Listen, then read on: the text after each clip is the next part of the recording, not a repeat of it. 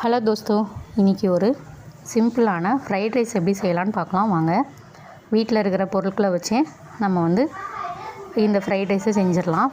ஒரு பல்லாரி, 2 கேரட்டு, 2 முட்டை எடுத்துக்கிட்டேன். நான் இன்றைக்கி என்கிட்ட வெஜிடபிள் கேரட் தான் இருந்தது.